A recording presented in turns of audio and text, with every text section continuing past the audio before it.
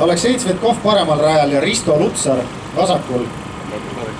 Selle klassi indeks on tegelikult 11,5, eks ole, jah? Et mis tähendab seda, et mõlemad mehed on ju sõitnud tegelikult kiiremini.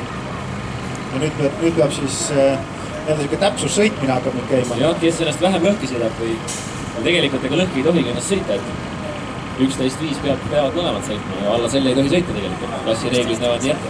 See on selline halb asi, jah, kui mõlemad autod on nii palju kiired, et sul võivad mõlemad selle indeksi lõhki sõita, sest muidu on see, et sa oled nagu lihtsalt kogu aeg veendunud, et sa oled kõige esimene nii-öelda nagu finišijoonel, et sa ületad finišijoone esimesena. Aga kui nüüd mõlemad sõidavad lõhki, siis sõidab juba see, kes esimesena ületab, sõidab rohkem lõhki.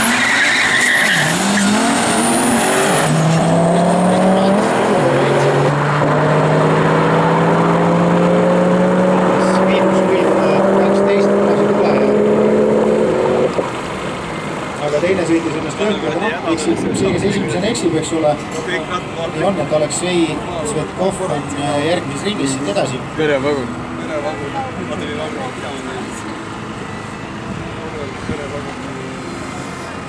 Ja lapsi nüüd lastajale. Palju on jäänud minut? Sobib? Krista läheb siit nüüd jah siis jahtuma kolmandat kohta sisuliselt. Kolmanda lennaktiga koht sõitma meil veel ees. Jah, nüüd peaks olema meil Kaido Reisser on Audi S4-l. Ei ole, me oleme hoopis siin. Ei ole, jah, Janek Aasa. Paremal päeval Kaido Reisser vasakul Janek Aasa. Niipidi, jah. Siin Kaido Reisser ütles 11.4. Õigust, jah. Samamoodi indeksi lõhkine. Jah, sul on õigus, nii oli, jah. Janek ei ole vist... Alla 12 pole vist mingit, jah, täna.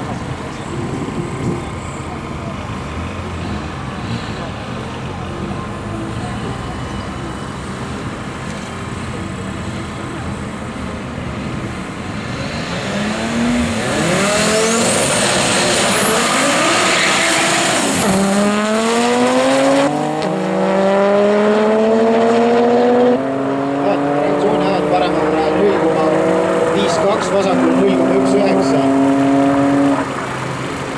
12.2 paremale, 12.7 vasakule, nii et parem rada ja Kaido Reisser IN06 on järgmises ringis.